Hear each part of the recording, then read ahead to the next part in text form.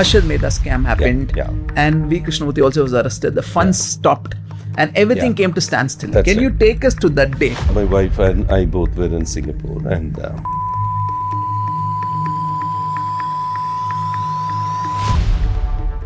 can you believe today the industry, HR service industry as we call, is actually 2,12,000 crores. I can't think of a single industry in India which has had a growth rate of 10,000 crores in 2010 to 2,11,000 crores in 2026. We had 60,000 rupees from our PF fund at that time. That was what we had to start with. 242 offices at some point in time. So I saw how business enterprise gets created and how it can also be destroyed. How did you jump into politics? I actually was very fascinated by the Janata Party and the movement there. I used to read one hell of a lot about politics across the country. That was the time I went and joined BJP. How is it that 30% of the Fortune 500 companies are actually owned by the Jews? Why is the Tamil psyche not even getting inspired by this? If I were to live my life all over again, I wouldn't have worked for 9 years. You're saying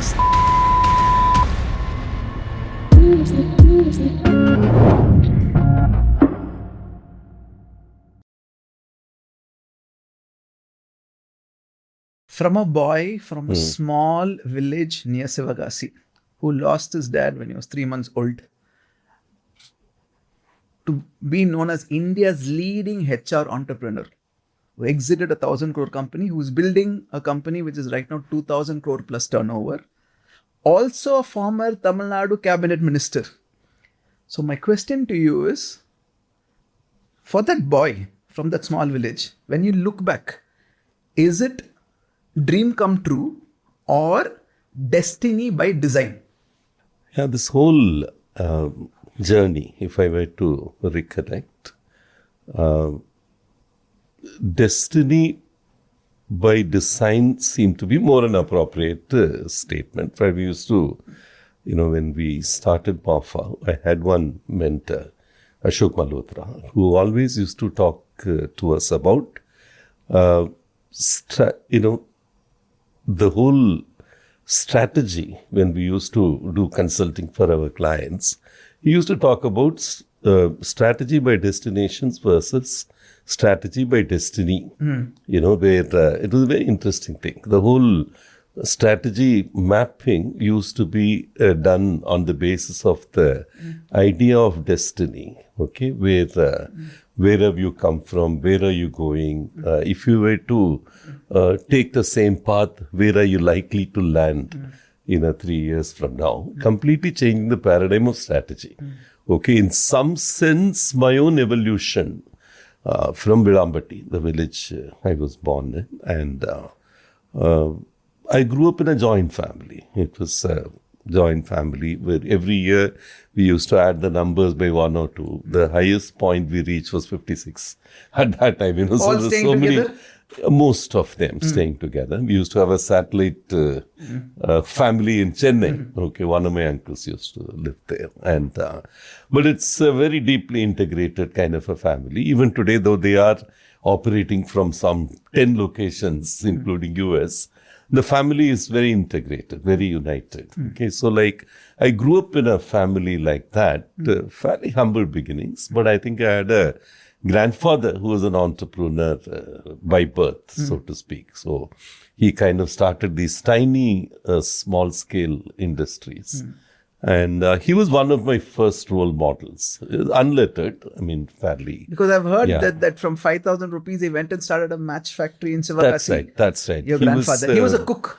He was a cook who used to work for Dr. Sandosham. Sandosham used to be the one who built the Egmore Thoracic Hospital. So he was a cook for him for a long time. And he actually started entrepreneurship when he was 50 plus.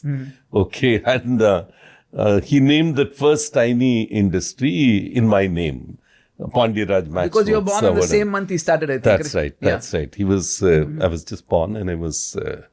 My grandfather started that company based on my name, and at that time he only had 5,000 rupees, which was given by Dr. Santosh.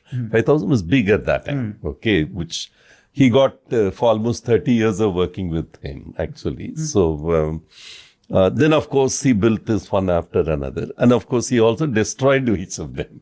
At some point in time, he became an addict to drinking and all that. So the whole thing he built. So I saw how, business enterprise gets created and how it can also be destroyed. So you saw both sides of the coin at the same time. Both sides of the coin over a period of 20, 25 years, I could see that. And learning at his feet as a, entrepreneur. When, even when I was 5-year-old, I used to go to the factory. And, in Shivakasi, even now, I think, in those days it was more prominent. Even the children used to go to office and work, katta edukkirathu, kuchi edukkirathu, as they call, all the pieces of the safety match value chain used to be done by the children, okay, which mistakenly used to be projected as child labor for a long time. Okay, but that gave me a very good idea about running a company. What are the pieces of the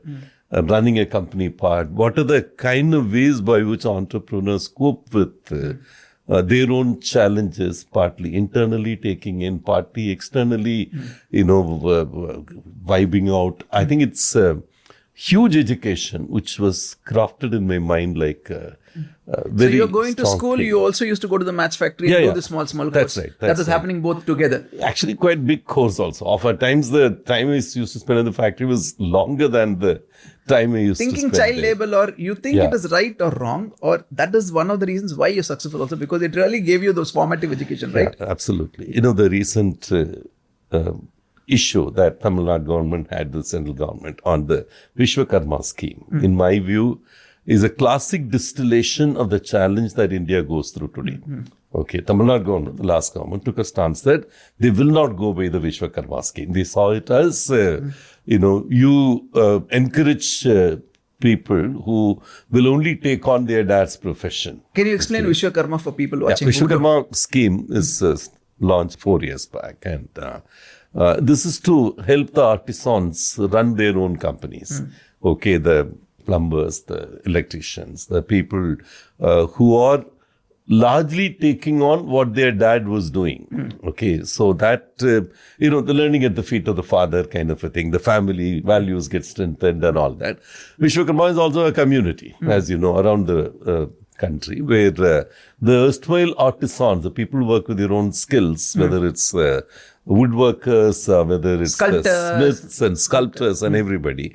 Okay, so it is a good scheme in my view to support the people who are on their own, but on the strength of their skills. Okay, I think in terms of what the Tamil Nadu government took a thing, as you know, the Dravidian background here, always the antenna goes up whenever you think that you are encouraging Kulatulil, as they call. Kulatulil means, whatever your tribe has been doing. Whatever your ancestors have been doing. You do that kind of a thing. So they took a stance and they said, we will have a similar scheme, but it will not be based on what your father does. Okay, whatever you want to do, you will support you with that money kind of a thing. But that's classic dilemma in the Indian system.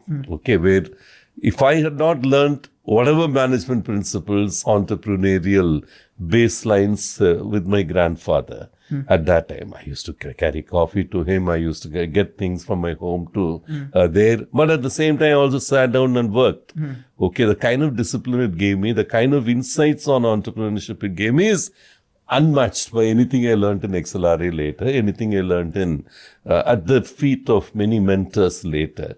That basic roadmap was laid in my mind at that time. So to me, I think getting the children to learn from the father, from the mother, from whoever had been doing entrepreneurship or skill craftsman kind of a thing is to me invaluable. But at the same time, I will not take away what the Dravidian parties were doing here, which is to say, don't ever bring in a trace of I should do what my father does kind of a thing. So that both have values. It should be balanced, where you learn from them, still you have a choice to do whatever you want. That's right. I think, and you need to have the universe of options open to you. Yeah. That you don't become only, the plumber and the goldsmith and a blacksmith, which your father was. Okay, because those professions have, in a way, lost their salience. Yeah. Many of them. Okay, and unless you reinvent, like the community I belong to in Tamil Nadu, for instance, they're very strong in retail, but if you really see the large retail trade which happens today in the country, very, very few people from this community have become the movers and shakers with the organized retail. They've remained largely in the mom and pop shops, okay, which are, in my view, diminishing in scale and scope and depth, in my view. Okay, so I always felt that the transition, from I know a trade, but I will do what needs to be done in the new context of entrepreneurship. I see very many of them do not grow. They remain stuck there with the images without adding on whatever is the thing of the future. So you need both, the right balance. You need both. And I think it's very, very important that the Indian strength of being able to learn from your father's feet and from the school system need to be blended hugely, in my view. So any of the schemes which get crafted, I think what Tamil Nadu did was the right thing, to kind of support people on their skill-based enterprises without asking a question, what is your father? Yeah. I think it's a good That step. social justice which kicked in Tamil That's Nadu right, is that's right. Because Tamil Nadu got it right? Tamil Because you Nadu. don't know which community you are, because there's no name behind it. That's right. There's that no was tag. such a big one. That's right. So anybody can talk and move and go up the ladder. Even in politics, in my view, I think very often I see North India, I see East India, I see other places. East and South are the two, especially Tamil Nadu, are the two areas which have transcended caste very significantly. Okay, if you see today in Chennai, or at least in the urban areas here, or large part of the Kongu belt, you don't have caste playing a very large role, even in the who you elected. Of course, the last election, of course, nobody knew who the candidate was, for instance, candidate's caste. That has been broken through very steadily. Now that you spoke about last election, I want to ask you, how much social media played a role according to you? I think hugely. See, especially even people like me. There are many people who are educated who come into politics in Tamil Nadu. But I think many of us didn't sense this tectonic shift which has happened in social media, where, for instance, the Reels culture or whatever this... what the root media had done in this particular case of being able to present what an individual wants, kind of a thing, using AI. I think that part of it, TVK, really did well in terms of understanding this shift in the consumption of data by the audience and the nature of audience shift, where there are people from 10 to 18 or 25, as they call the Gen Z generation. And that they are consuming so much of Reels, so much of Insta-based media, which is getting dispensed in. I think that many of us failed to assimilate. Like, I was the first guy who used voice SMS, for instance, when I contested for the parliament in the year 2009. Okay, but I could not really understand so much of demographic changes in the consumption of information.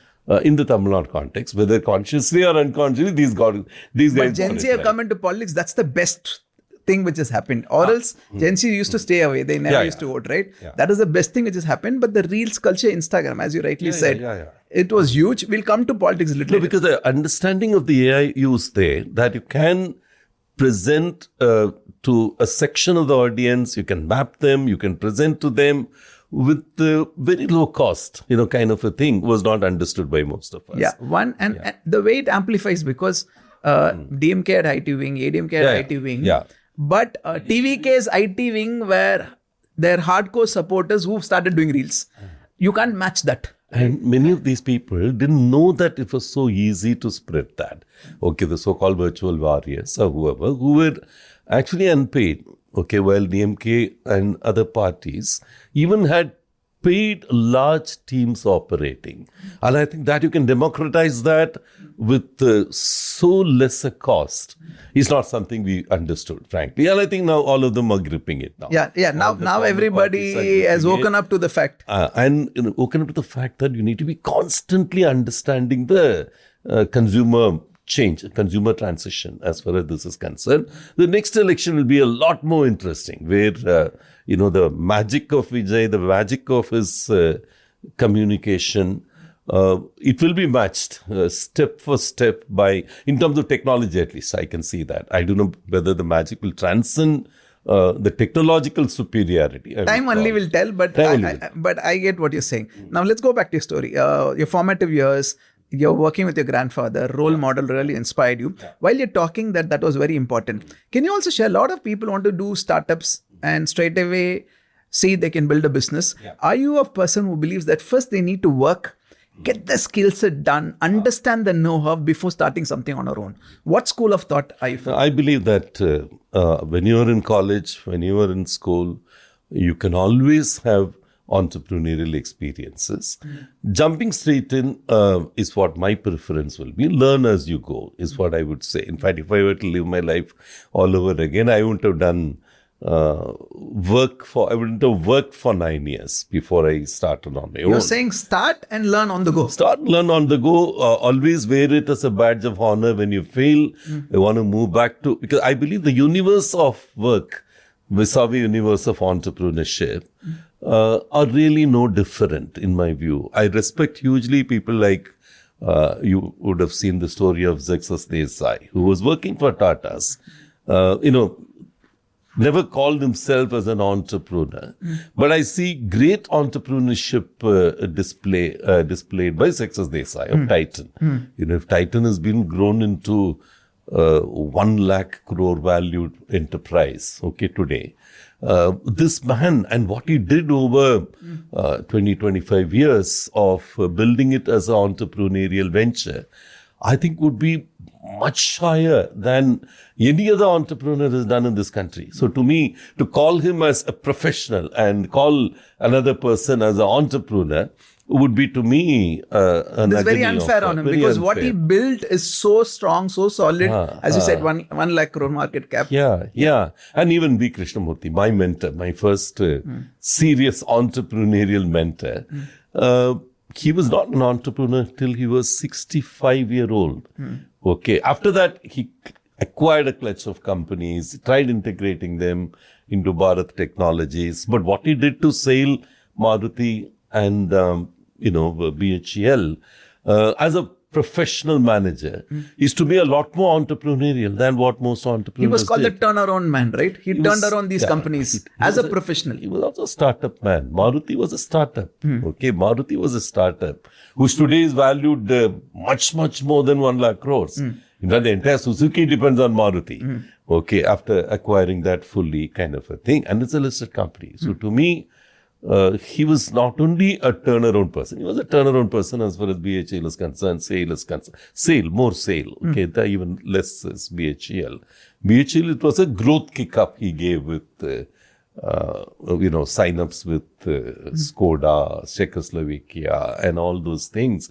But I think he always kept opening newer frontiers as he went in.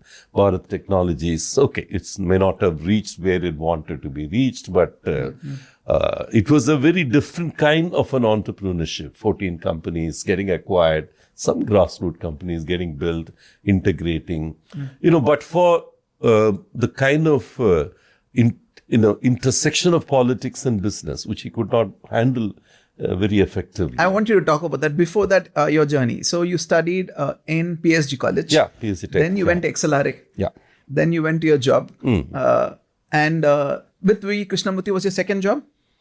With V. Krishnamurthy. And you were the head HR for his 12 group of companies. That's right, 12, 14. 12 group of companies. And that's where he is one of your mentors who really deeply impacted your life, right? And I want to go back to the day where things were going really good. You were in Singapore. Things were really rapidly expanding. Harshad Mehta scam happened. And V. Krishnamurthy also was arrested. The funds stopped. And everything came to standstill. Can you take us to that day? Yeah. What was running in your head? Lata, my wife, and I both were in Singapore. And Singapore is where we attempted to, create what is today known as a body shopping business. In IT, we created an EPC. EPC is engineering, procurement, construction. I was drawing my salary from a company called Idea. Idea is now, then when it went back into Deutsche Babcock Idea, and it went into something else. It's transformed unrecognizably. This is 1988, 89? What year is it? 90 to 93. Yeah, That was the phase when I was with VK. And I think the major learning from him was, we were some 6-7 young kids who were there. He always used to have people who are in the late 20s, early 30s, who will come in as an executive assistant for him.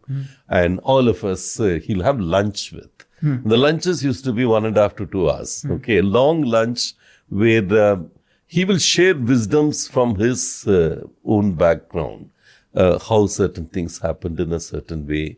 He used to speak less, but he used to keep on reflecting on what we say. And those are the times we understood larger perspective of how the world outside works. And he also used to vest people with something they've never dreamt of. Like, for instance, one day I used to negotiate with VP Sinthan, the trade union leader, to sign a long-term agreement with India Meters. Okay, another day I'll need to catch the train, go to Kaveri Sugars and figure out ways by which with HR transformation of Kaveri Sugars could happen. The third day I may have to catch a flight to US, a flight to Singapore, actually negotiate a deal with SAP for Mascon, one of their companies they had. Another time it could be go to Gummidipoondi and work with Ergodyne for getting diverse things. Absolutely diverse. And the best part of it was allowing me to create this EPC staffing business. EPC staffing is through a company called Idea, which at that time, figuring out a way by which we staff the companies by actually creating this idea called you can depute the people to US and Europe and places like them, get them to have 6 months of work with a company called Lamas Crest, and then bring them back here. By the time they'd earned one hell of a lot, getting people from EIL, public sector and other companies to come and work in Chennai. They had a major assignment from Reliance at that time. So this was a complete new model that time? Absolutely Never new exposed model? Nobody at that time had done till then. Body shopping on a short-term deputation to your own parent company. Lamas gave the technology at that point in time.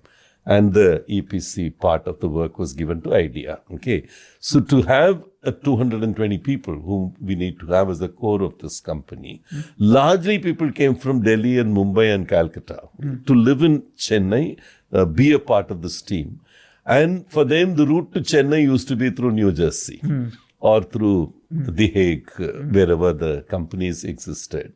Whereas you get staffed there, deputed there 6 months to 1 year in the process group, in the piping group, in the stress testing group, all of them, and then bring them back here. So all my understanding of chemical engineering, understanding of, I realized that being an engineer in HR has a great advantage at those times, kind of creating models where at some point in time the money that we were earning for Idea from the deputation of people were far higher than the money they were making from detailed engineering. So it became a separate business center, separate profit center. VK used to vest someone who's 30-year-old with the opportunity to build the entire business. So go get parked in Singapore, create a model by which you can penetrate the market. It's companies like Sembo Wong and many of the large giants who were there in Singapore. We could place our people there. How to get a house, how to get a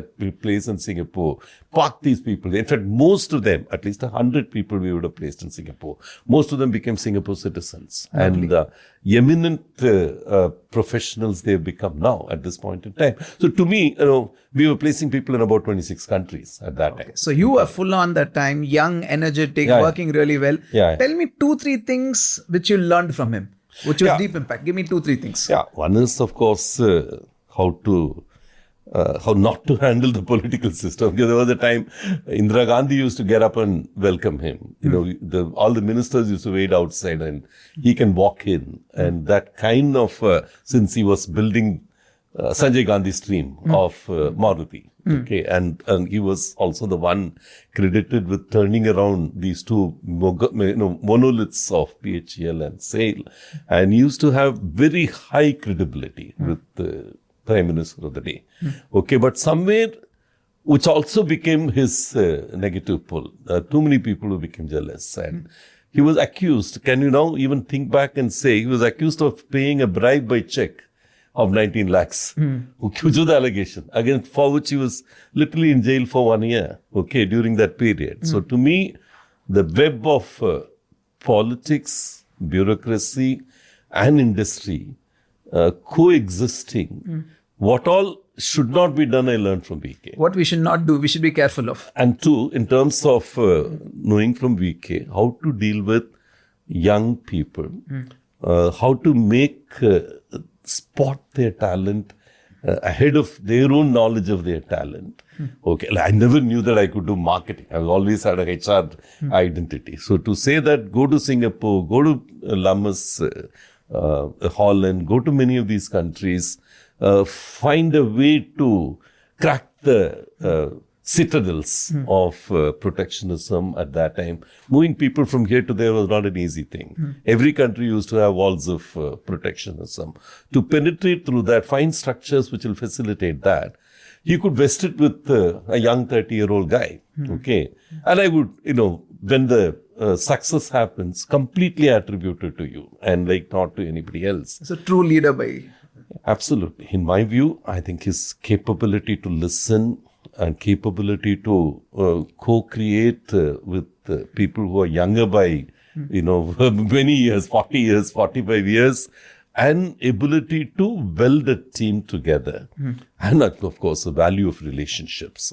Huge knowledge he used to have of people of very, very different kind. Someone in Holland, someone in Abu Dhabi, someone in here, someone in there.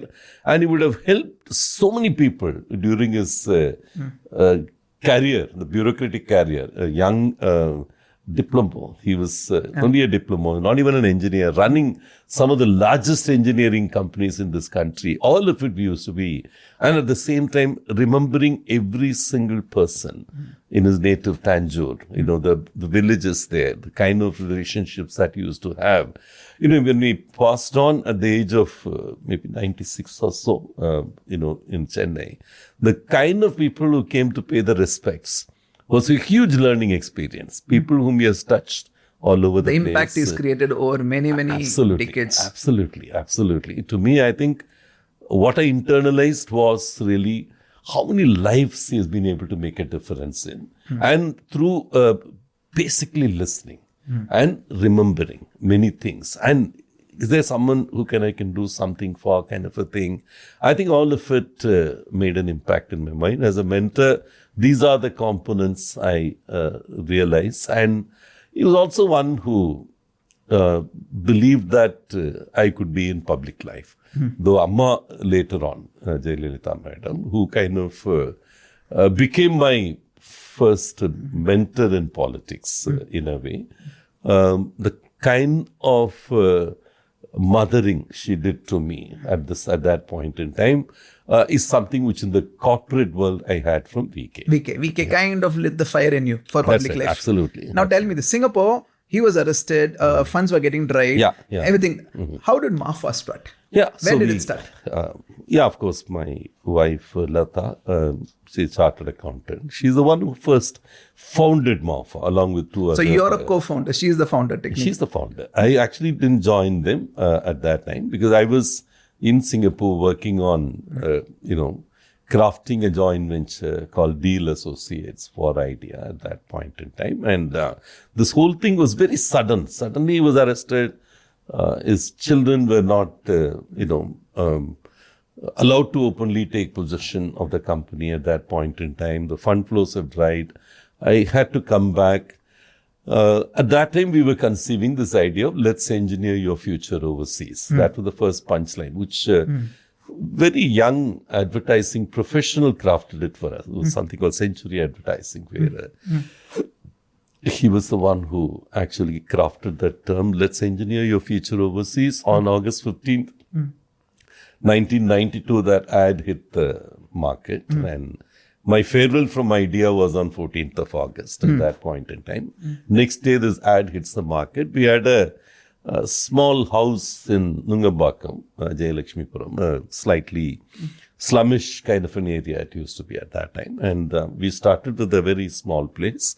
Latha was already running it. In fact, by the time when I landed here, she was gracious to bring me in as a co-promoter. And we used to have a 24/7 office, an office which will work every hour in the place. We had a shift system for people who come in. Because we want all the time, I was looking at all these 26 countries where I had done this deputation business. An idea at that time, their future was a little unsure. And when I moved out, this was something which the first day when the ad hit the market, and we had 60,000 rupees from our PF fund at that time. That was what we had to start with. But I think the takeoff of an idea that the candidate will matter. Those days, we had many people in this industry. There are 10,000 companies in the HR services, what we used to call as recruitment companies, at the placement agencies. Okay, so competing against them to get a place under the sun, one was using the same EPC industry around the world, position people on a staffing basis. Staffing as a term was not recognized. So we created our own term, deputation. Okay, it used to be called the secondment of people. So that was a good niche which we had. And I knew that in 26 countries, how the system operates. So moving to everybody, all of that kind of stuff. And also kind of, it was a pre-internet days at that time. Not this degree of internet awareness and use was there at that time. So it was largely physical. We used to even use faxes at that time to send biodata. For people who have no idea what you're talking about, faxes now. Yeah, faxes to biodata, using biodata. The pager days which were operating. So it was very physical world at that time. So like we used to have these 24/7. So we used to sleep in office. But you also talk about capital, that you raised your capital from friends and family. Yeah, friends and family. And you kind of did crowdfunding when the term never existed. That's right. Classmates of mine from engineering, PhD Tech, from XLR. Latha's chartered accountant. How many of them? 262 people. 262 people invested in your company. Yeah. From 3,000 to whatever. What was the lowest amount you collected?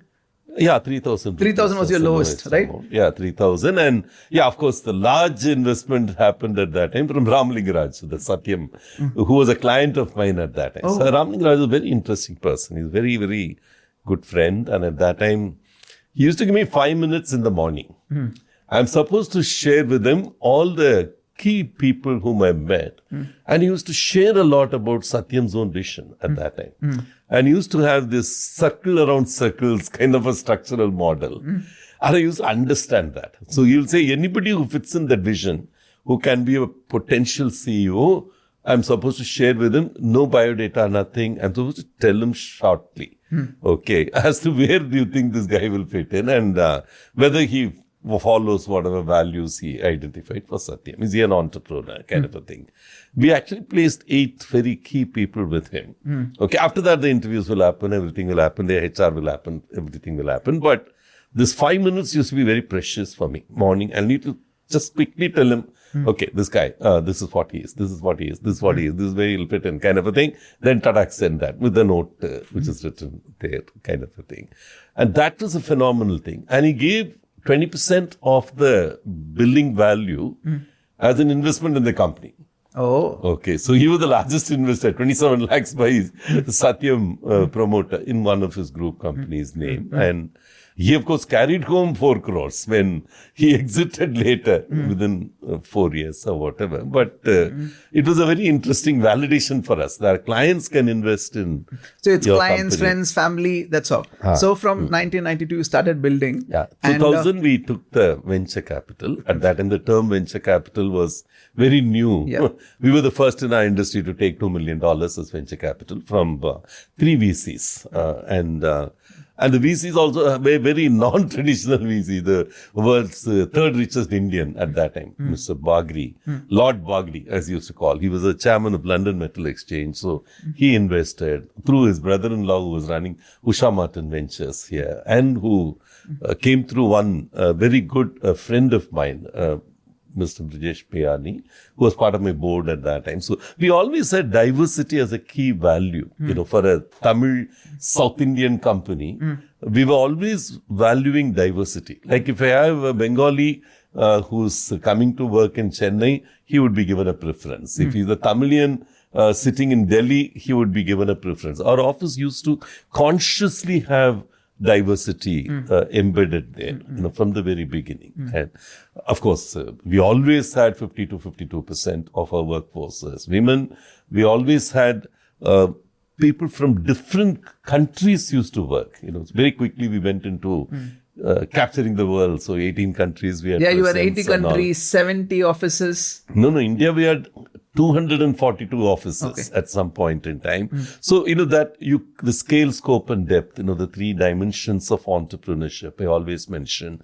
We always felt that we need to have wider and wider scope, deeper and deeper element of management bandwidth, intellectual property rights, and also financial depth as we keep on going, and not just scale. Okay, the scale which went up, that you could do 1,000 crores in a recruitment business was not something which anybody thought of. Anybody dreamt of, nobody even thought it was possible those days, That we right? could do a 65% CAGR sustained over 10 years.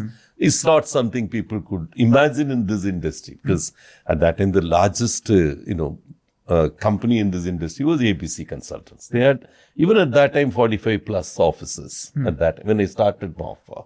Okay, but the trigger of an idea for me, which came from a oil well explosion in Rajamundri ke paas, Rawa oil fields, that when the incident happened, I was working for VK with the idea. We were more working for oil and gas, refining petrochemicals and power, where the EPC we were offering. But this incident triggered a lot of thought in me that the whole explosion, oil well explosion, the people who came to quench their fires were largely Indians, 35 people who got deployed for a month time.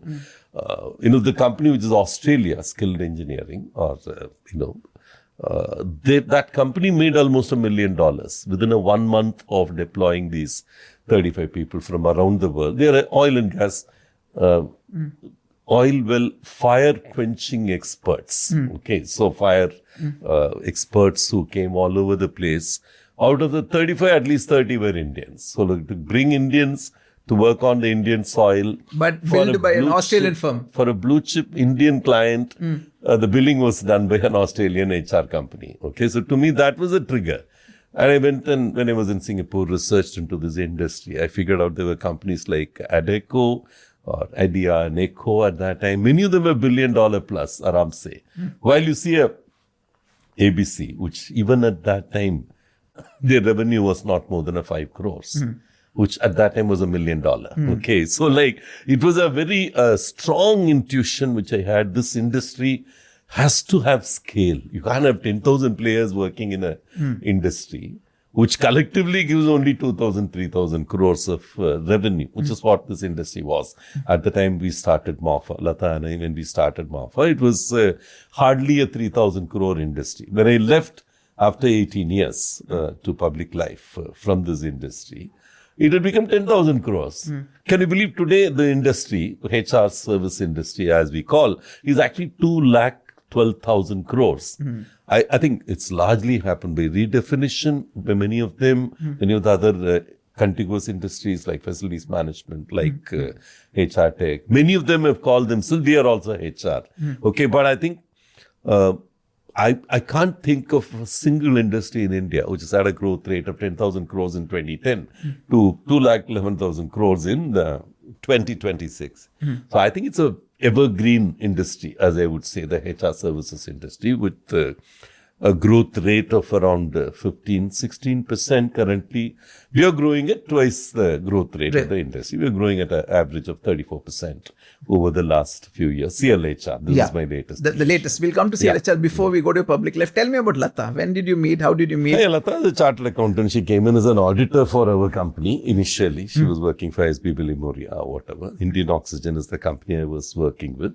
British Oxygen, then it became Linde, it became later. It's a company based in Calcutta, which at that time I was in the HR function. She used to come to audit me or whatever. So her father was in Nagpur at that time. Though they are from Tamil Nadu. I mean, they're a Christian family. But once we liked each other, the parents agreed to it. I had my grandfather who visited their family and all that. But it's something where I genuinely felt here's a person who can be with me to co-create whatever dream we had. In fact, as Latha always says, Ma Foi is like the second child for us. The first is Sunila, my daughter. The third is Suhasa, son. In between was born Ma Foi. But for Ma Foi, our diverse interests are so strong that we might have fallen apart, but for the professional integration that we had as a company. So it's like, literally we've been a 24/7 couple for the last 34 years. From 1992, we were married in 1990. And within a year of knowing each other, we kind of got married and we moved to Tamil Nadu, because somewhere the pull towards doing something on my own in Tamil Nadu was very, very strong. So joining VK, one of the reasons was he gave me a job in Chennai. So VK was the chairman of Indian Oxygen. He knew me as a HR person at that time, and he spotted me and took me to integrate these 12 companies that he had in and around Chennai, Trichy, all over the place. He was acquiring this company. Only one is in Holland. So it was, one of the reasons is Chennai wanted to be my entrepreneurial anchor in this location. And what? So Latha, you got married. You complement each other. Yeah. You run the company 24/7 for people, husband, wife, at home, and work also together. How does it work? Just tell the equation among both of you. Do you have complementary skills that you add to the business? Yeah. As I told you, see, we are very, very, very diverse people, frankly. Latha, a lot more rooted, a lot more stable in terms of looking, a lot more conservative in terms of you look at the entrepreneurial philosophy. She's never come from a entrepreneurial family. Her father was a railways chief engineer when he retired. Middle class, but largely grown all over the place kind of a thing. Very strong family values. Both the families we had that. So for her also, the primary ecosystem is family, the larger family. We have around, in Latha's family now, we have around 26, 27 people who are again spread well. But every year they meet together. We meet together as a family. 2 days we spend together as a family. Latha has become the key anchor of this family system. And that's a commonality. But in terms of orientation, I'm a lot more outgoing, client-centric. She's a lot more be in office, building the team. Company, building the team. In fact, every one of the employees in Ma Foi, when I laid down office as the chairman and managing director in 2010, we had almost 72,000 people in the Ma Foi system. Okay, and the permanent employees were almost 2,000 people at that time. So you should know each of the 2,000 people, their background. She would have personally interviewed all of them. And I think in a way she was the institutional anchor of the company. Okay, I was more the business anchor, go out. I used to travel widely. In fact, I always regret that at the time my children were growing up, she was almost bringing them up as a single parent, okay, which I needed to, 18 countries presence and 200 odd offices. Knowing the customers was my key element. So At the peak of Ma Foi, how many offices? Tell me, 242. 242. Yeah. 18 countries. 18 countries, but in India was the largest presence. How many in your payroll and how many contract employees? Around 72,000 with the contract employees. That was the peak. Around 2,000 was our number of. Fully exited was when? Which year? Which fully exited? 2010 December. 2010 December 31st. Yeah. The fully exited. Yeah. How did you jump into politics? Yeah. See, See, you had your money, you exited, life could have been relaxed, you could have retired. Yeah, I had kind of a deep fascination towards politics, even in 1977 when I was in engineering college, PhD Tech. I actually was very fascinated by the Janata Party and the movement there. I used to read one hell of a lot about politics across the country, right from Jammu and Kashmir, Bengal, Bihar. I used to know very, very well, deeply attached to the Jayaprakash Narayan movement, Karpuri Thakur, people like them. I used to know each of them as though I was living there, okay, even while I was in college. And I remember George Fernandez coming to Coimbatore for a conference. I was very eagerly attending some of these events at that time. I was also the general secretary of the college union in PhD Tech, and I was my first electoral experience was in PhD Tech. Those days we used to have elections for the union. Okay, at that time. Why have they stopped the elections now? Government banned it at some point in time. Okay, now so Janata Party, PSG, you got into politics. Yeah. Your first election you fought? No. Was my Parliament election. You told me, right? Yeah. After passing out of XLRI, working for 6 years with British Oxygen, 3 years with VK, Bharat Technologies, and then we started Ma Foi. And Ma Foi reached a very critical stage in 2000, where we got funded, $2 million taken, and we were only a 10 crore company at that time. Turnover was 10 crore, 50 lakhs was the profit. And the company was going on an even keel, kind of take off, whatever. That was the time I went and joined BJP. Okay. At that time, I was very deeply attached to. But your business was just growing; it was fully going on. That is the time you joined. That was the time I joined BJP. Went and just signed up. No mentors. No. I realized much later what was a big mistake I made in terms of going and joining a party without a mentor or whatever. At that point in time, I just signed up. But I grew in the party quickly. I became the Central Madras district president and all that stuff. And I was the founder of IT cell in BJP by any state BJP at that point in time. So for the whole BJP, first IT cell it happened in Tamil Nadu actually at that time. So like we created that here. And I of course had, once we took the funding and after that the strategic investment by VDR. VDR was a precursor to Randstad. So VDR came in 2004. That was around the time I just took a back seat from political processes, focused on this whole industry, building this industry. I was the first guy to sign a staffing contract in the country. Staffing as a term was unknown. We introduced it to this country. That was the time from BJP, around 2007, I met this great man, Captain Vijaykanth. Okay, that was a important breakthrough in politics, because till the time, the 6 years I was in BJP, I never had an opportunity to contest an election.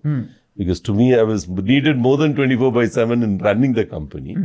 And 2007, when I met Vijaykanth, the captain, first time I met him, he said, you should stand for the parliament election. That you should stand from Virudhunagar. First day I was meeting him. Within 1 year, he gave me the seat. 2009 parliament, I was a candidate for Virudhunagar. And that was an interesting time because VDR had been acquired by Randstad. Okay, and VDR was a company which defined itself as a confederation of entrepreneurs. Many flower bloom kind of a model where you have your brand, you own your brand. Ma Foi brand I had owned from the very beginning. Okay, so like you own your brand, you go to any country you wish to set up your operation in. See, one of the reasons I could set up in so many countries was that VDR was encouraging it consciously. So it was a confederation of entrepreneurs. They had 51 entrepreneurs around the world, and each of whom have given majority stake in their companies to VDR. And VDR as a brand didn't exist in the world. It was the least known 9 billion euro company. That's how they used to define. Okay. Because all the brands were held by these entrepreneurs who never were allowed to own less than 17%. So you need to own at least 17%, not more than 25%. Very unique model. Absolutely unique model. I think it was a great company, VDR. But unfortunately, the company, which was the same Amsterdam, Randstad, bought them over in a hostile manner. Oh, it was a hostile takeover. Hostile acquisition. So their antitrusts were operating everywhere in Europe. Antitrust law, which would mean they don't allow monopoly to happen in a country. When these two companies joined together, there were 6 countries where they were collectively more than 50% of the market share. Okay. So they had to let go of one or the other piece. And it happened over almost 1.5 years. Okay, during that 1.5 years, I also filed a case against Randstad saying that, look, give my brand back, give my company back, kind of a thing. You can't, since they acquired worldwide VDR, and VDR held 83% stake in the company, we became part of the Randstad group, actually. So it was a bit of a court battle for a while, and at the end of it, I decided to leave the company. Full exit. By the time 2009 elections, Vijay Captain asked me to contest Virudhunagar. So my mind was also going more into that. So the full exit happened by 2010 December, and I contested the assembly election in 2011 April. So that was your first victory where you walked into victory, but my first victory, truly speaking, was the parliament election, because I got 1,25,000 votes contesting alone, no alliance in Tamil Nadu till then. Without alliance, getting a 16.3% vote share had not happened. Was never heard of. And for Captain, that victory was important for him to get 41 seats from Amma in the 2011 election, where I contested in DMDK, won Virudhunagar with 52% vote share at that time. And I had one of the highest vote shares in the party.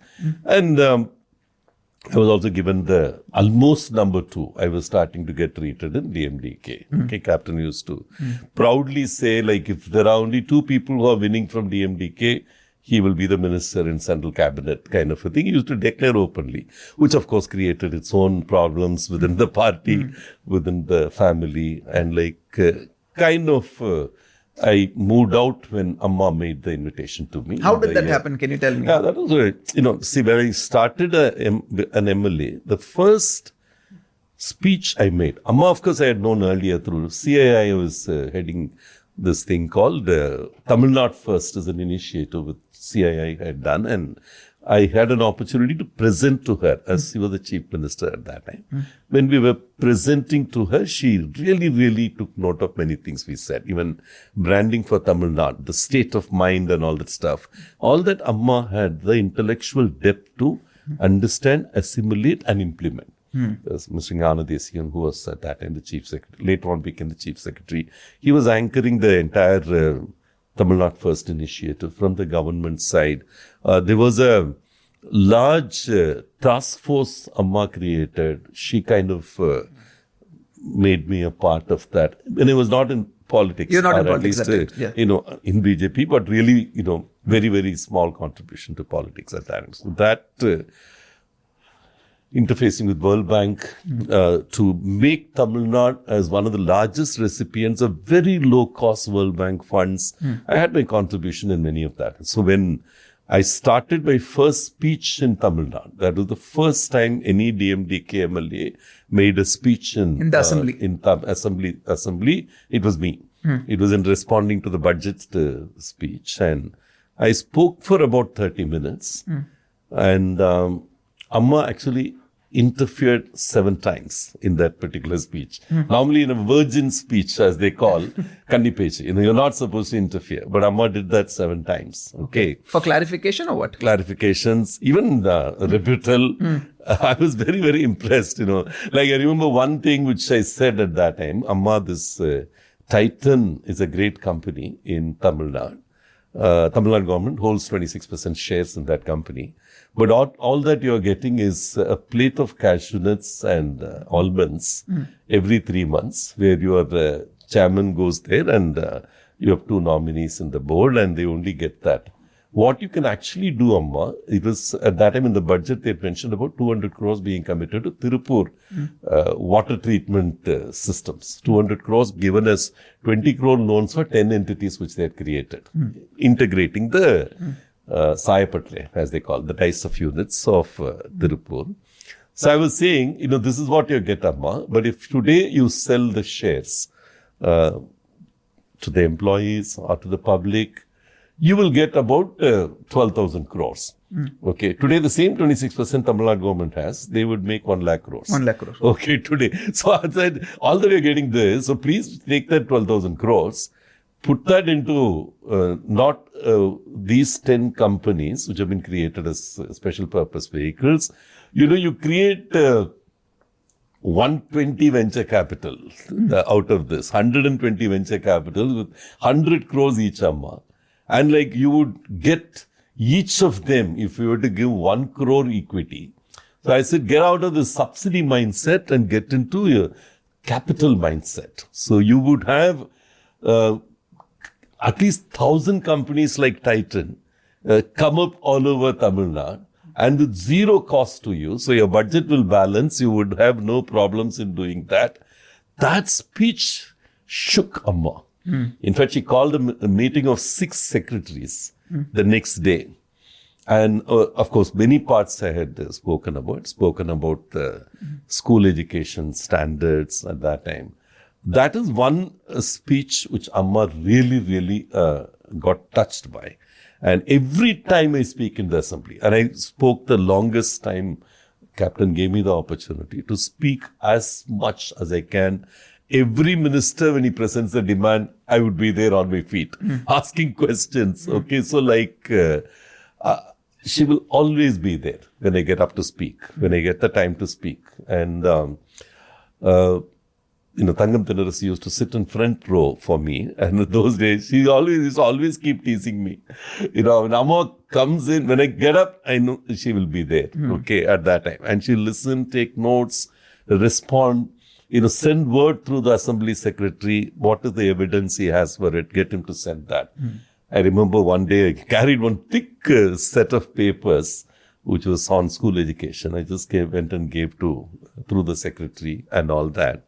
That was to me, the 2 years I spent in DMDK in the assembly where I was speaking, one of my peak in the political life, where I did so much of research. I had a research team of 6 people who could give me so much of work, so many ideas in every department of the government. And that, I think, was touched Amma. So within 2 years, June 12th, 2013 is when I officially met her and became a part of her team, so to speak. And she immediately gave me the job of a spokesperson in ADMK. First spokesperson I was. For 3 years, I was the only spokesperson for ADMK without actually being part of ADMK. Since DMDK, we needed to continue. We were operating as a separate group of DMDK at that time. But those 3 years, every day on an average of 3 media, I was coming. Okay, national media only will choose me. 3 years I was continuing. And that was a phenomenal learning. Okay, you can't face the media and be out of depth. The shallowness will show up there in the media. And I also became hugely popular as one of the only person who was allowed by Amma to speak to the media. Next day morning, I will stand waiting in the assembly, wanting to give her, I know she'll come and stand next to me. You should give a download of what has happened, She would have seen that. There's one IAS officer who was only doing, cutting the newspaper clippings and also what comes in the media at that time. And updating her. And next day morning, she'll give me a feedback. You did this right. This part of it, you should have done this way. See, that's a mentorship which is comparable to the mentorship of VK to me in the corporate life. For her in the political life, that so-called intellectual identity, so-called identity that you can weave things together. My wife keeps telling me, the only positive thing she tells me is that I can link certain things together. Apparently disparate things, I'll be able to link together into a cohesive narrative. That is something Amma used to believe in, and she used to kind of mentor me, nurture me into that particular 3 things track. you look up to, Amma? Yeah, one, of course, is her intense ability to hold her attention with the person who's sitting next to her.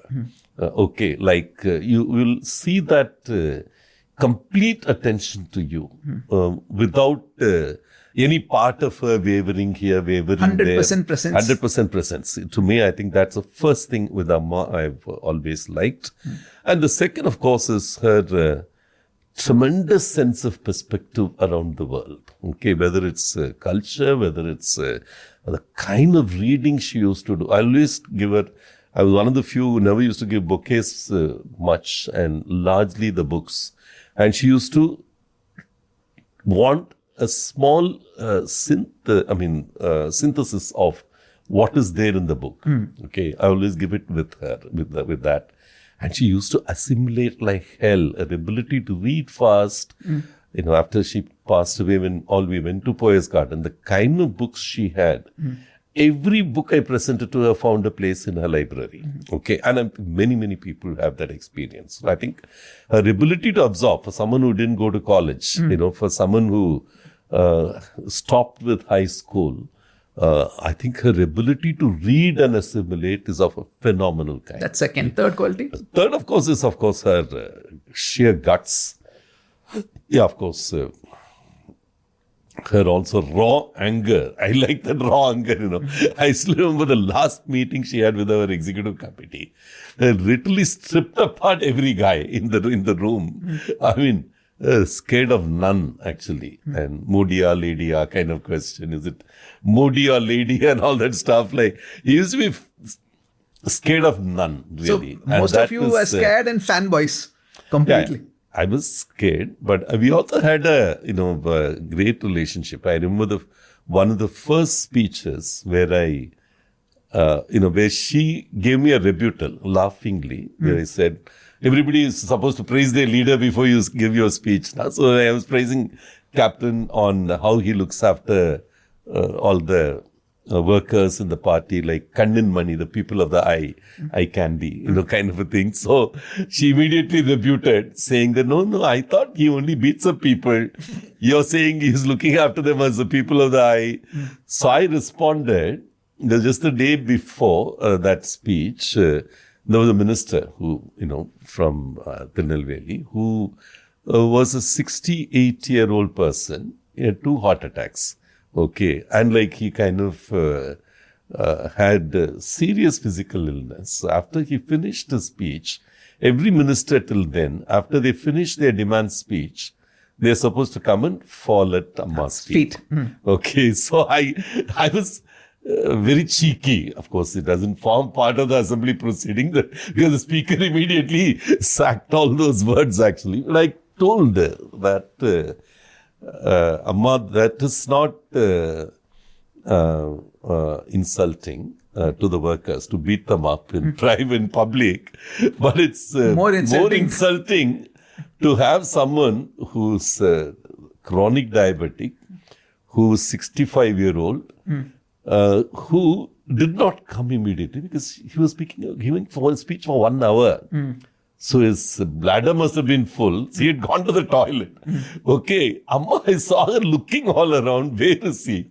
Okay, asking the speaker. I quoted that. And told her, this is more insulting, Amma, to make these people who are elder to you come and fall at your feet. She never forgot that. Huh? Yeah, but everybody was up in their arms. Like, how can you do that? ADMK. How can you give a speech like this? The speaker promptly expunged it, but I think it made an impact on Amma. I think she took it well. After that, no minister ever came and fell at her feet. At least not in the assembly. At least not in the assembly. Okay, you made that change.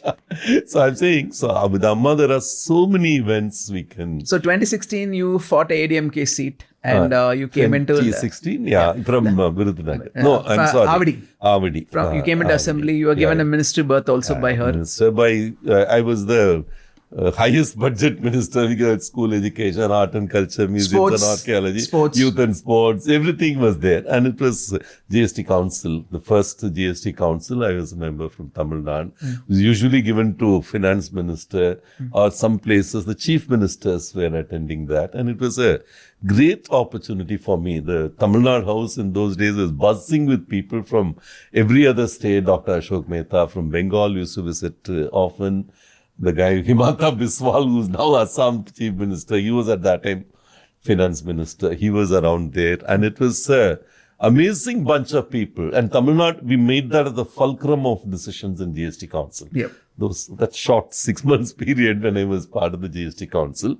I think all that Amma gave in abundance at that time. Okay. And of course, Kanjipuram district, I was a district minister. And I think though it was only 6 months period, that was to me the peak of my political career, where there are many things which we could experiment. The Kiladi, which is spoken about so much today, got created at that time. Amma's executive order, which allowed us to do the excavation after center, did that 3 times and said nothing is of significance here in that place. We were the ones who revived it.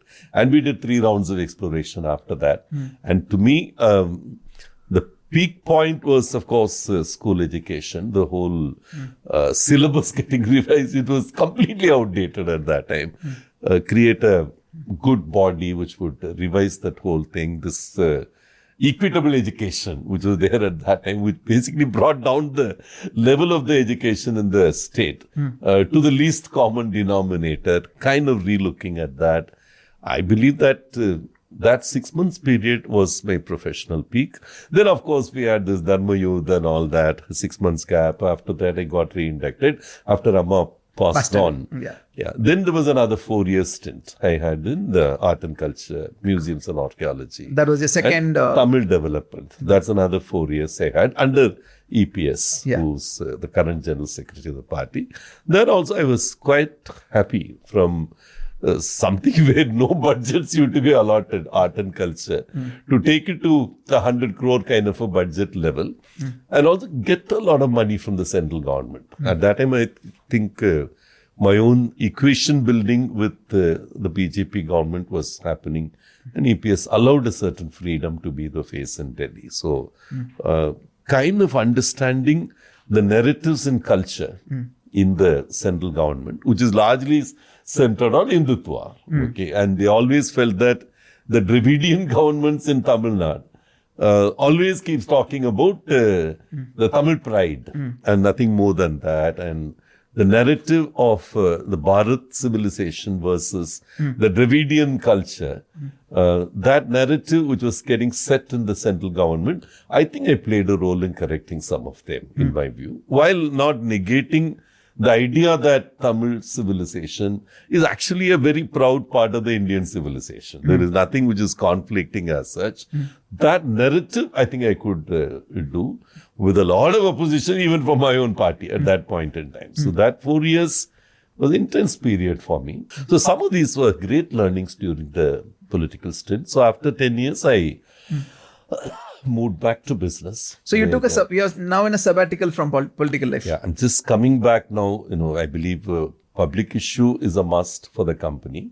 After that, I will come back. I do have a continuity with ADMK. I still have a key role in ADMK, but the amount of time I've been making available have been far drastically reduced from what it used to be. Probably even 10% or less is what I'm able to commit to the political life now. But the last 4 years have been a period of intense contribution to resurrecting the earlier Ma Foi story. Because by the time I came back 4 or 5 years back, Lata, along with 2 people we had groomed, Aditya and Santosh, have built CIEL HR into a 300 crore company. Now tell me about CIEL HR, because you finished Ma Foi, Yeah. done, then politics is going, everything going good, but again you came back to build one more company. Yeah. And it's already, what's your last year turnover? More than 2,000 crores? What's the turnover of CIEL HR? Yeah, last year 2000. This year currently we are at 2,700 crores. 2,700 crores. Yeah. Tell me that story. Yeah, so as I told you, after I lost the last elections in Avadi, I had a serious re-evaluation of my own life purpose. It was, I was just, especially when I turned 60, that was the time very serious introspection happened. Frankly, I was also very unhappy that I could lose a constituency like Avadi. This is 2021 you're talking 2021, where, I was also as intensely contributing to Avadi as I did to Virudhunagar. Avadi, I had known every street. Avadi is one of the largest constituencies in Tamil Nadu. You need to print your campaign material in 7 languages because it's the most diverse constituency in Tamil Nadu. Okay, you need to have 3,000 Bengalis, you have Kannadigas, almost 10,000 voters, you have Malayalis who are 46,000 voters at that time I'm talking about. Now it must be larger actually, with 8 public sector institutions which have 76,000 plus employees who are all come in a clean recruitment. They all come from around the country. It's a mini India. Okay.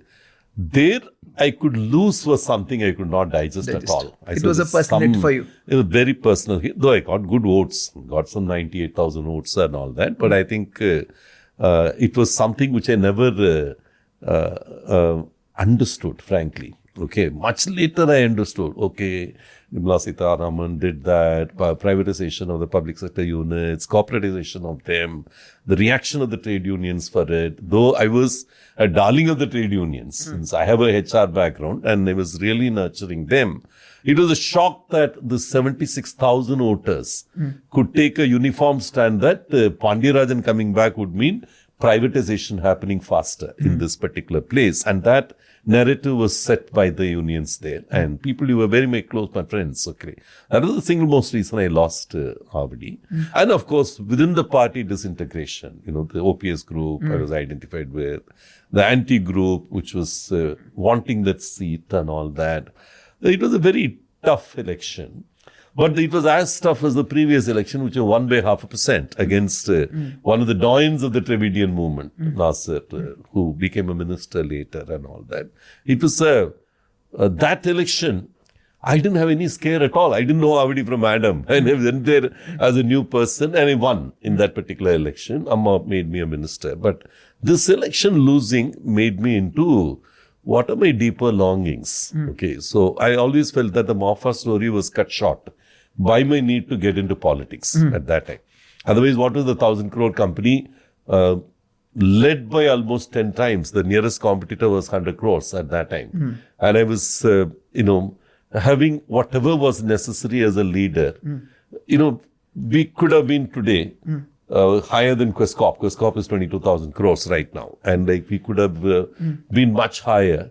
I felt that getting Ma Foi back into where it was conceived to be, which is $1 billion company. When we started the company, we wanted to be $1 billion entity. So that was a driver for me, that I should come back. And I also thought too many transitions happening in ADMK at that point in time. And for me to get into a deeper meddling was not necessary. So I had a light touch politics, and I went in, actually formally said I'm taking a sabbatical. The party said, no, but don't leave the party, hold the position and all that. So I accepted that. And I went in deeper into, I first raised 94 crores from the public.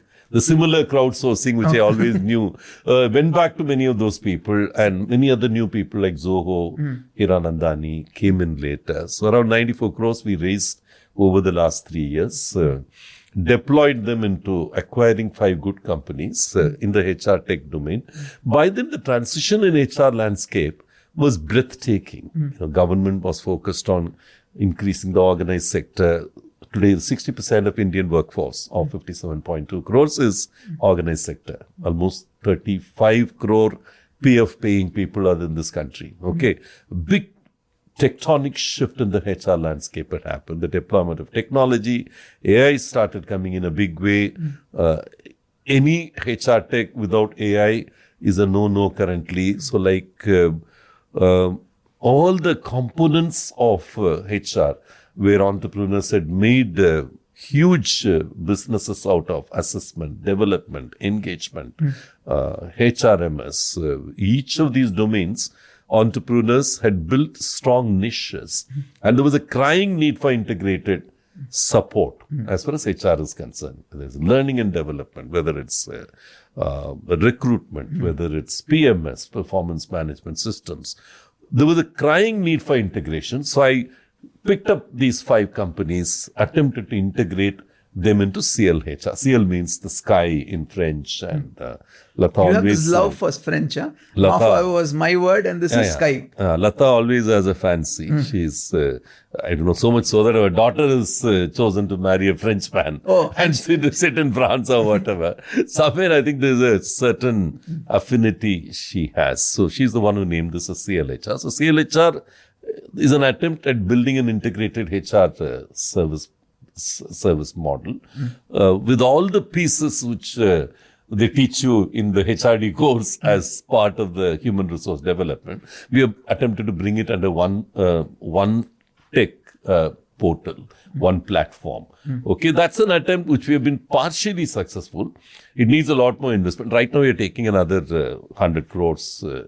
Institutionally, we are raising that as a CCPS or whatever. So that's another major boost before the listing happens. When are you planning for the listing? By the beginning of the next year, which is FY28 beginning is what we are hoping for, provided this infusion of the CCPS happens at this point in time. Good chance, but I think we've still not said the last word on it. So that if it happens, then 1 year from now listing is a distinct possibility.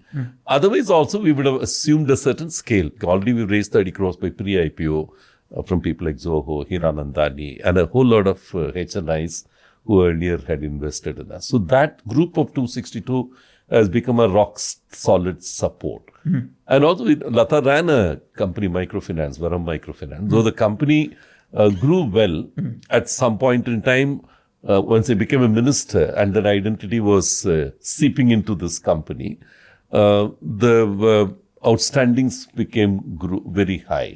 So we decided to sell that. We sold that company at a loss. But we ensured that everybody who invested in us got a 7% IRR return. Okay.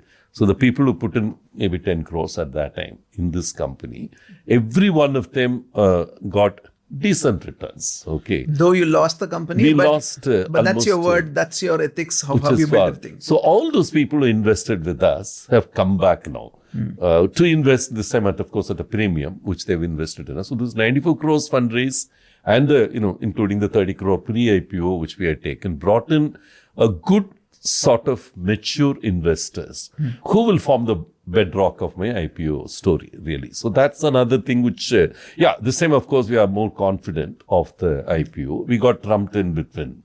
We moved in a certain way. We filed the UDRHP, and then decided to defer the IPO because the market valuation we need to do based on the valuation at which we've taken the money from these whole lot of people did not justify an IPO in February 26. So we'll wait a little longer for the right time. But with the infusion of these preference shares, I believe that we'll be stronger in terms of doing the IPO. That is where we are. In my view, CIEL HR as a story will be a lot stronger than Ma Foi as a story. And it'll be a lot more rooted in technology. And of course, the HR human touch as such. Yeah. So next year, post IPO, can we see you back in politics more active? Hopefully, but let us see. I would see now. IPO is something which you can never predict. You need to have, wade through the market uncertainties, and to that extent, I would not like to give a figure. But frankly, as I see the political discourse emerging in Tamil Nadu, I feel coming into the parliament is a priority as I see currently. But from Tamil Nadu, that is something I believe I would like to do. And at this time, of course, I have a little deeper imprint across Tamil Nadu. And the kind of constituency that I'm building for myself is qualitatively different from what anybody else would have built in this country, in my view. Okay, so for instance, the entrepreneurs.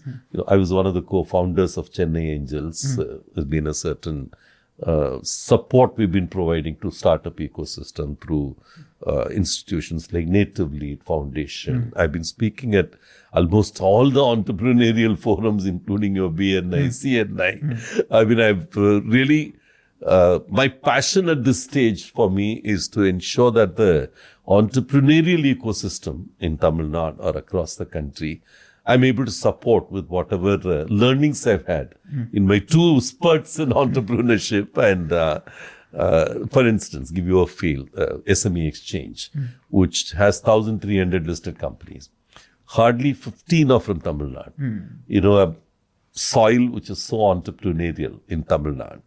When it comes to raising public money, there's always a diffidence. Why? Can you share why? Why? Yeah, many reasons in my view. I think the way entrepreneurship has blossomed in Tamil Nadu is very different from the way it's blossomed in other places. Here, most of our entrepreneurial ventures are very skill-based. You have these 54 industrial estates. Industrial estate, incidentally, was innovated in Tamil Nadu. Okay, and Venkatraman, who was the industries minister in Tamil Nadu in the Congress government of the 50s, he innovated that. There are no other states in this country which has as many industrial clusters as we have. Okay, but most of it, if you see, are based on some skill or some resource which is locally available, and that has blossomed. Which is natively out and blossomed. That's all. And like the large industries which have come, starting with Hyundai or Ford or the auto sector, which Amma brought into the state, the other larger units like the SPEC or the chemical industries or whatever, the auto component industry, which has also assumed a certain scale, they were all superimpositions on what were skill-based industries. The Sivagasis and Virudhunagas and Tirupurs and people like them who were all natively built in Tamil Nadu. Okay, I always say even the conch shell-based bangles which the Bengali women wear, how many of you know? I have no idea. 98% of it goes from Tamil Nadu, from the coast of Ramanathapuram. Okay, or the mosquito net industry, which is blossoming in Crore. To me, these niche industries are the key strength of Tamil Nadu. Unfortunately, most of them have not been willing to tap public funds. You have the family who starts this, and third generation, they split into many pieces. Irrespective of the communities, which have been industrial communities, entrepreneurial communities, split in the third generation has been a very common thing. Very few, like Murugappa, have crossed that third generation jinx. Okay. And like amalgamation, so huge industry now. But even for a long time, the founder never used to take even bank loans. Okay. It was all their equity, and whatever was reinvested grew at a certain pace. 50 companies they had at some point in time. He can bother them say, India Piston Tak kind of a thing. So they had many companies, so entrepreneurialism were very strong, but going and tapping into public funds was a taboo for a long time. I think that DNA of the Tamil DNA continues even now. It's still.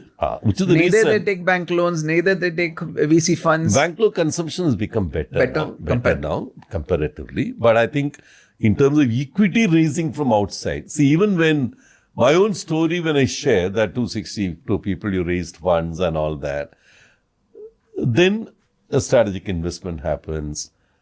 The immediate response to me will be, after, you probe a little, that's why you lost your company. It's not that they don't understand that even the Ma Foi that I built is what is transformed into Randstad of today.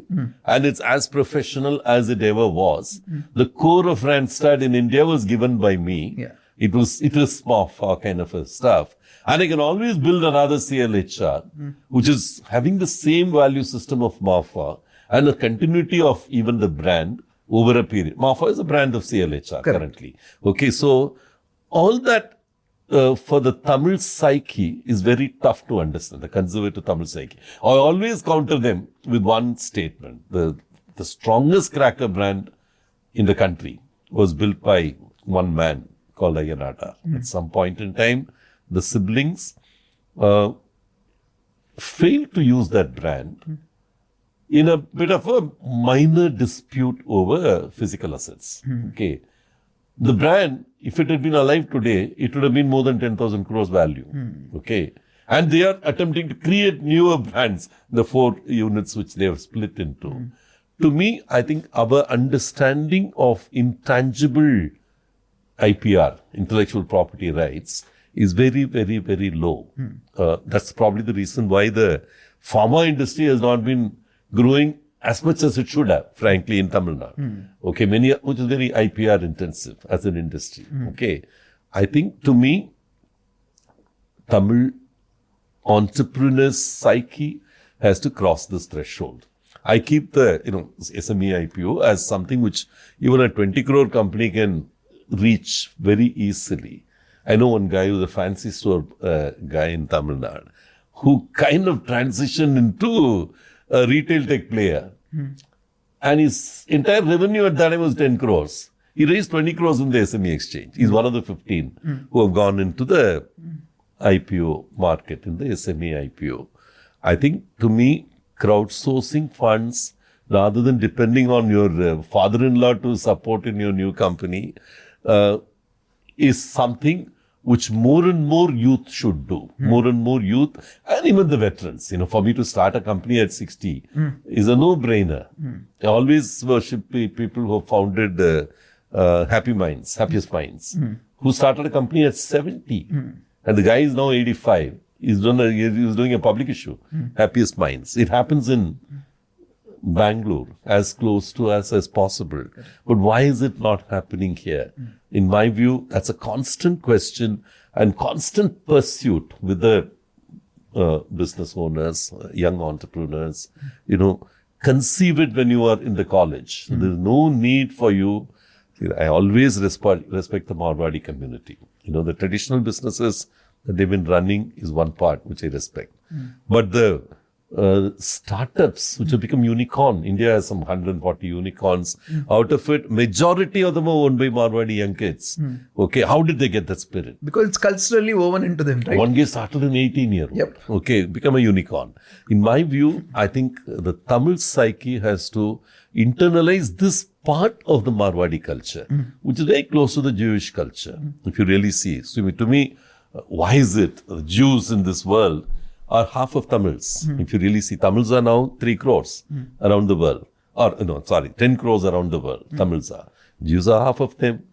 How is it that 30% of the Fortune 500 companies are actually owned by the Jews, or at least promoted by the Jews initially? And the maximum tapping into the public markets of the world, Jewish community is doing that. In India, the Marwadi community is doing that. Why is the Tamil psyche not even getting inspired by this? That owning or leveraging on public money is a part of your dharma. I mean, what is it, to raise funds from public? It is nothing which is taboo. Yeah. It's just some modification the way you think about your enterprise, that you don't have to own your business 100%. The ownership idea has to get transformed. Then you don't start treating your CEO as a paid employee. Often he determines the direction that your company needs to take. Correct. So who's a owner, who's a professional? The metaphors have changed unrecognizably, especially in the last 10 years. Entrepreneurial mindset needs to look at that. So the culture or the public policy. In the first speech, I spoke about creating the Amma Venture Capital. Amma Venture Capital is something which my idea at that time. Amma promptly implemented it. The first state government to set up a venture capital was Tamil Nadu. In fact, the central government actually imitated the Atal Innovation Fund, which got created, was 3 years after Amma created it in Tamil Nadu. Okay, I think this whole idea of a new venture promotion where you encourage the entrepreneur to say, look, I'm nothing but ideas, and the ability to put together people to convert that idea into a business proposition. And not say, my father has given me 1 crore, my father-in-law has given me 10 crores. With that, I'm starting a company. That culture has to give I think way. hope this podcast opens people's mind to really look at how to raise funds, look at what is possible. That is one way to really unlock wealth and also really build your brand faster, right? Yeah, absolutely. Yeah, absolutely. So we have spoken about your Ma Foi journey, your political journey, and now you're building what you're building, and your IPO is going to happen very soon. What I really love about your journey is you're giving back. Okay. One is your Swarnamal Education Trust. 5,000 people have been given scholarships and studied through that. Also your Ma Foi Foundation, more than 1 lakh people have been upskilled. Can you talk about that? Yeah. See, all our CSR is Latha's baby. From the beginning, she was the one who was passionate. Right from the day we married, one part of our salary used to go to support education. Okay, first started with my own village, Vilambati and its surrounding villages. Every month, not only we support with the scholarship, but also, and the scholarship used to start at the class 5. And we give them every year certain money in order to take them through the school, college, until the time we find a job, and it continues as a relationship. Yeah, what started with Swarnamal Education Trust, my grandmother's name. We also ran a school in my grandmother's name, which was actually started by Latha's grandmother, and we took over in Swarnamal Matriculation School. And of course, then we widened the scope of this SET Ma Foi Foundation into health, education, livelihood, and of course, green as a theme we took on and all that. It really became one of the largest NGOs in this country. In fact, Ma Foi House, where our building is sitting, it's actually owned by SET. It's kind of a very strong, deep NGO it's become.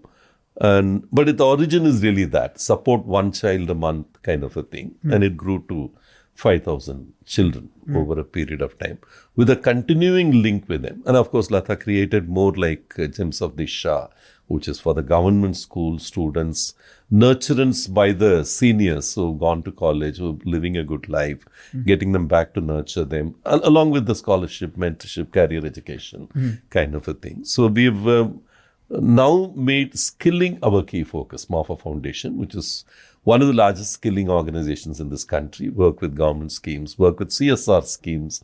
There are 20 companies from where the CSR funds is getting deployed into skilling into rural part of India. We've gone much beyond Tamil Nadu now. In my view, in India, skilling has to reach a level much, much higher than what it is currently. The government spend about 1 lakh of crores on skilling.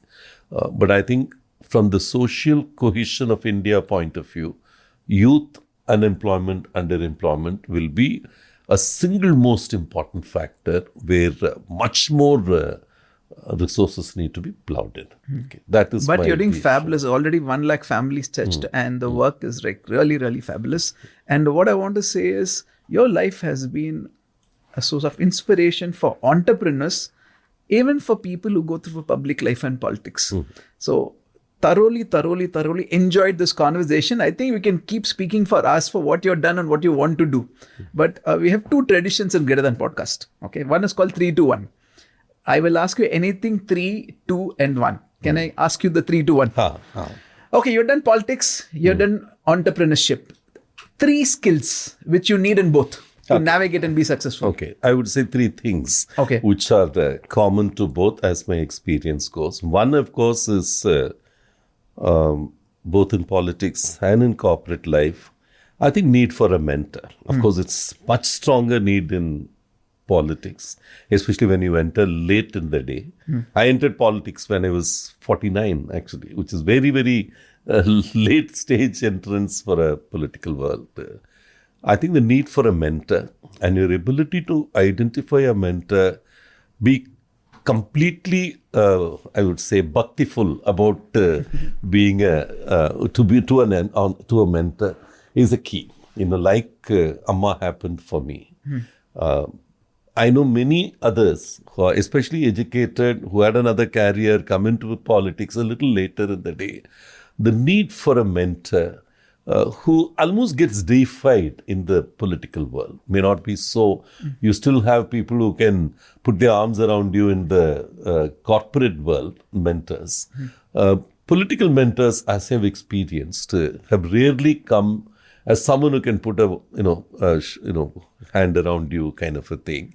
It's really deified, pedestalized and all that stuff. But whichever way the mentor happens, a mentor whom you know likes you, who you know cared for you, and who you can learn from, okay, is very critical in both the worlds. One is need for a mentor. Okay. And two, of course, is I would say in both the places, building a constituency for yourself. I'm not mentioning constituency metaphorically.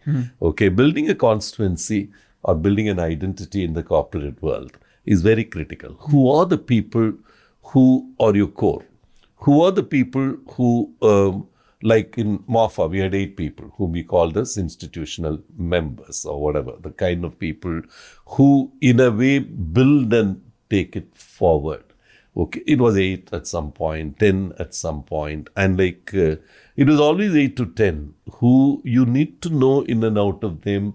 You need to reciprocate a whole lot of their devotion, and I think it's very critical in politics too, to have a set of people whom you trust completely. This is your core team, basically. A core team which, it's like a lot more than family for you, because, that is to me important in both the domains. That's both second. the domains. So the third, I think, which is very, common, as I started saying, identifying the constituency. That is what I was coming to. The constituency means like what kind of an identity that your party or your organization should have.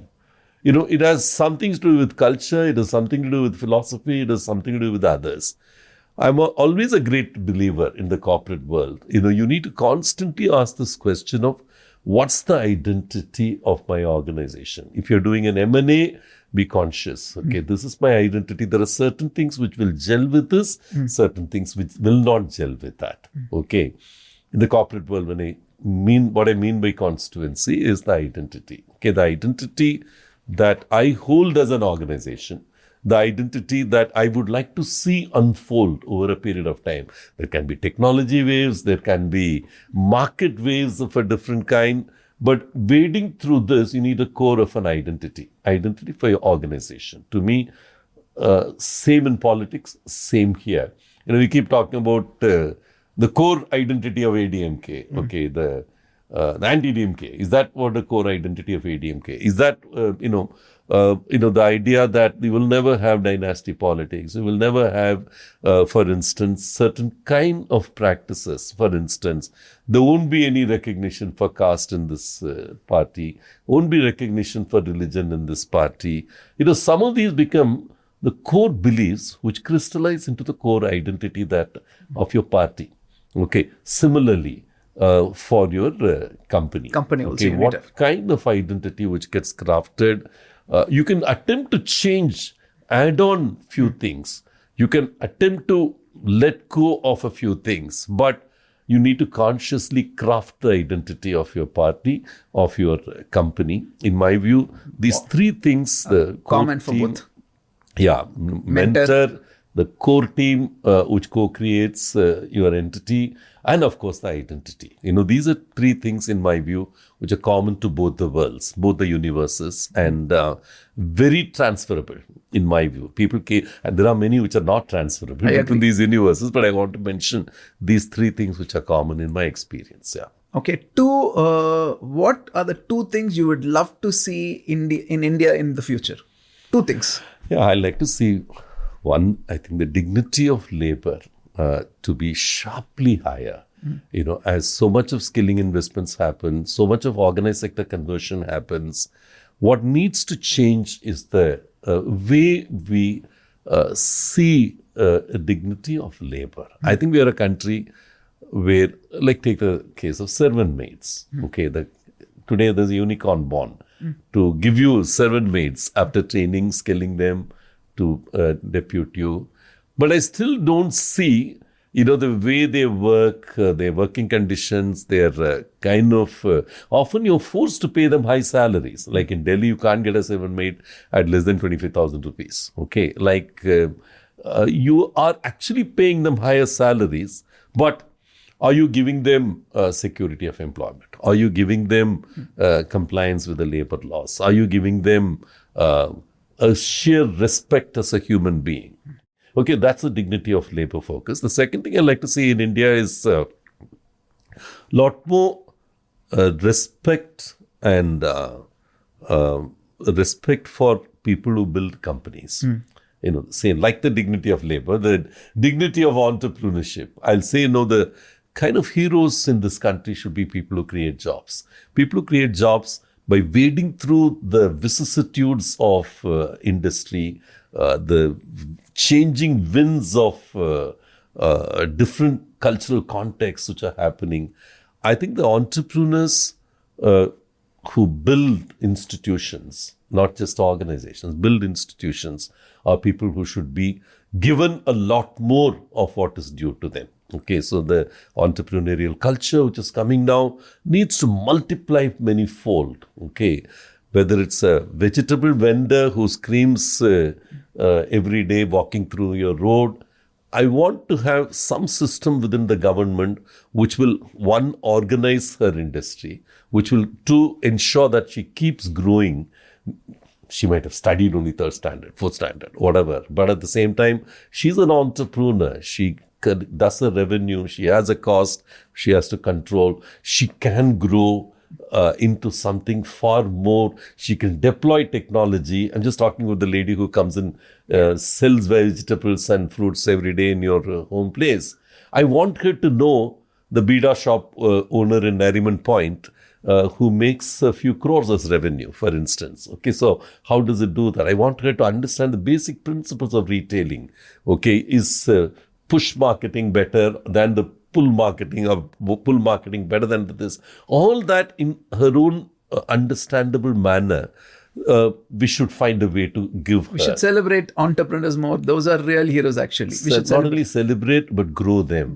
Okay, and give them a respect, sense of respect, whether whatever it is. So, mentoring, nurturing, funding the entrepreneurs, so that India truly gets known as a entrepreneurial nation. People who create businesses, people who create jobs. I think that need to be a lot more happening. These are the two things. Okay. 100 years from now, how do you want Pandiaraj to be remembered? One line. I like to be remembered as a person who, in this country, through public policy and through his own institution, what he built, created 100% of employment in this country to be in the organized sector. Organized sector is defined by the labor codes. Everyone in this country has a dignified job and a career ahead of him. I think that I should be remembered as someone who really contributed to this particular process.